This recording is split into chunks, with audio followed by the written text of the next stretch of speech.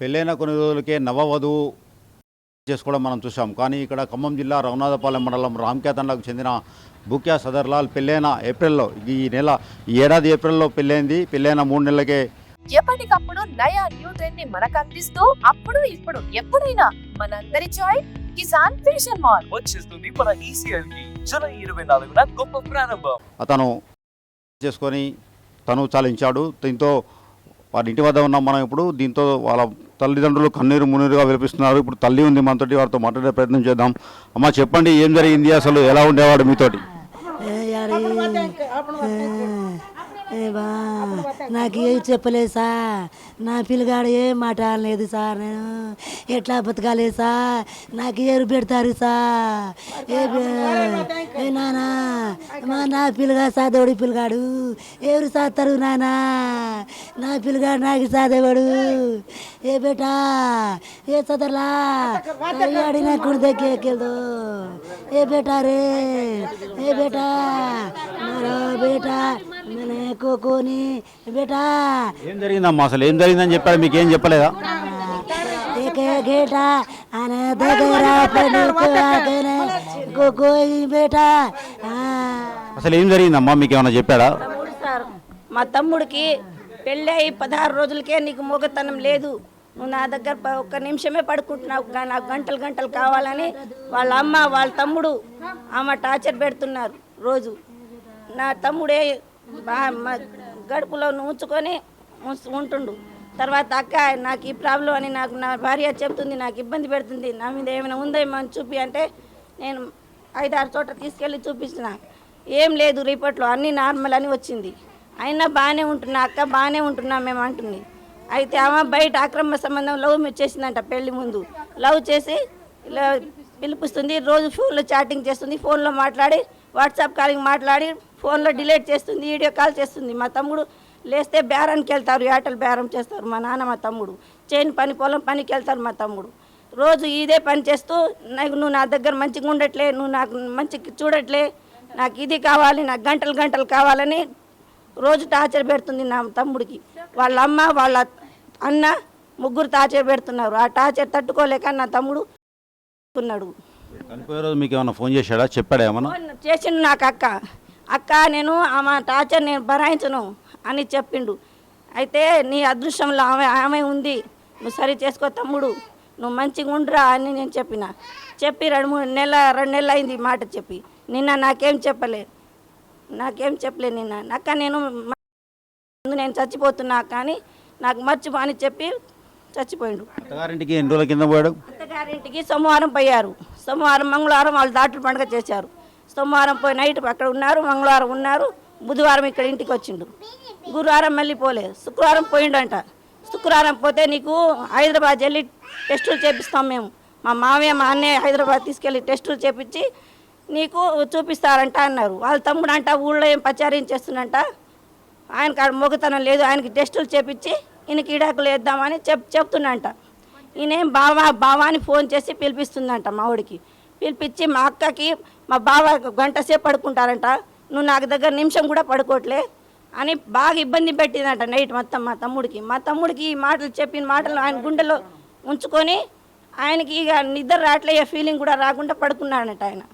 ఈ ఏం కర్మ నాది, ఈ టార్చర్ ఎందుకు, పడుకోవట్లేదు అని చెప్తుంది. ఇది నాకు ఏం టార్చరు, నేను ఇక బతకను అని చచ్చిపోయాడు నా తమ్ముడు. ఊళ్ళో మొత్తం ప్రచారం చేస్తున్నారంట వాళ్ళు. ఇప్పుడు శనివారం రోజు చనిపోయింది. మీకు ఏ టైం ఫోన్ చేశాడు? ఏ టైం ఫోన్ చేశాడు ఆ రోజు? శనివారం నేనే చేసిన 7ంటికి ఫోన్. అయితే నేను చచ్చిపోతున్నా అని నాకు చెప్పిండు, వాళ్ళ బావతో చెప్పిండు, మా నాన్నకు కూడా చెప్పిండు, మా అన్నకు కూడా చెప్పిండు. ఏం చేశారు మీరు? ఎవరు చెప్పగానే మీరు ఎతకడం స్టార్ట్ చేశారా?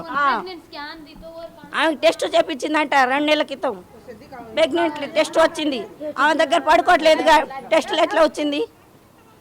టెస్ట్ వచ్చింది, ఆ టెస్ట్ వచ్చింది. నేను ప్రెగ్నెంట్ ఉంటా అని హాస్పిటల్లో చూపించి ట్యాబ్లెట్ వేసుకుందామా, నాకు వద్దని వెళ్ళిపోతా అని ట్యాబ్లెట్ వేసుకుంది.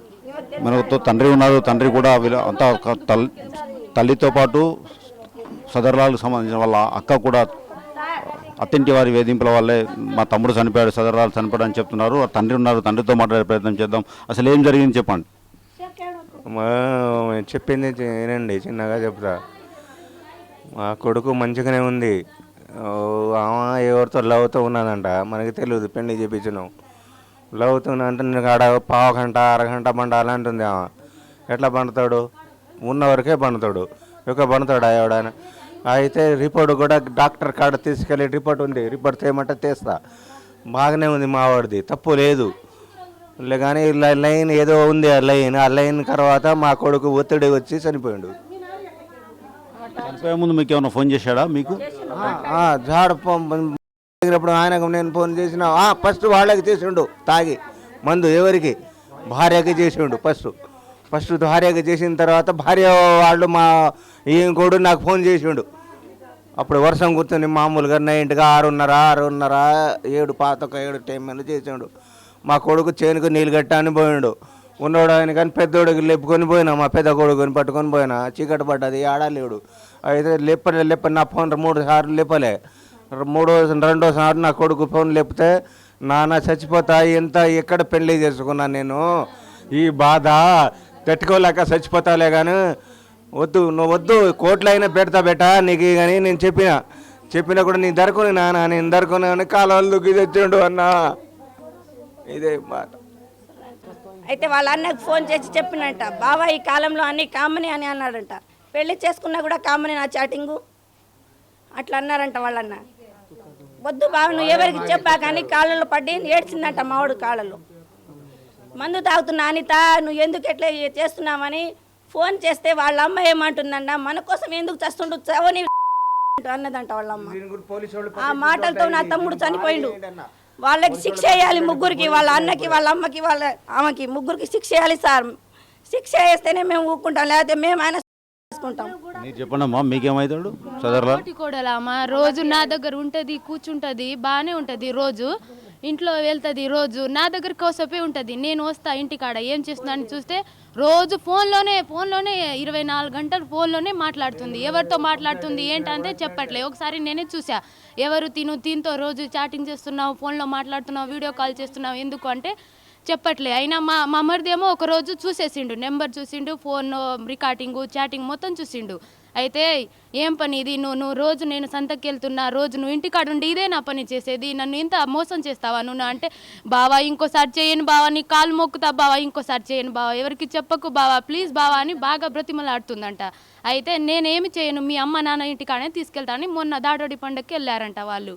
అక్కడికి వెళ్ళి ఆమె ఏం చేసుకుందో ఏమో, నువ్వు నాకు వద్దు, నీ దగ్గర మొగతనం లేదు అంటుందంట. ఈయనేమో నేను పడుకుంటున్నా, నా దగ్గర అలా లేదని ఎందుకు అంటుందామా అని వాళ్ళ అమ్మ నాన్నకు చెప్తుంటే, ఏమో మాకేం తెలుసు, మాకు తెలియదు, నువ్వు పడుకోవట్లేదంగా అది అని వాళ్ళ అత్త బాగా రోజు చెప్తున్నా. ఆమె దగ్గర మొగతనం లేకపోతే మా మరిది దగ్గర ఇగో టెస్టులో రోజు టెస్ట్ చేసుకుంటుంది.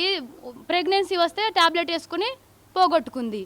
పెళ్ళైన 3 నెలల నుంచి వాళ్ళు మంచిగానే ఉన్నారని, కొన్ని రోజుల తర్వాత వీళ్ళ మనస్పర్ధలు వచ్చాయని, మనస్పర్ధలు వచ్చిన తర్వాత వీళ్ళు శీతల పండుగ అని వాళ్ళ అత్తగారింటికి వెళ్ళాడని, శీతల పండుగ రోజు ఏం జరిగిందో మాకు తెలియదని, అటు నుంచి శనివారం రోజు చనిపోతున్నానని, పురుగుల మందు తాగానని తన అక్కకు ఫోన్ చేసి చెప్పాడని తన అక్క చెప్తుంది. పురుగుల మందు తాగి ఫోన్ చేసి వెంకటాయపాలెం దగ్గర ఉన్న కాలువలో దూకి చనిపోయాడని, చనిపోయే ముందు మాకు ఫోన్ చేసి చెప్పాడని, నాకు బాధ ఉందని, నాకు బతకడానికి ఇష్టం లేదని చెప్పాడని వీళ్ళు చెప్తున్నారు. వీడియో జర్నలిస్ట్ నాగేందర్తో హరీష్, RTV, రామ్క్యా తండా నుంచి.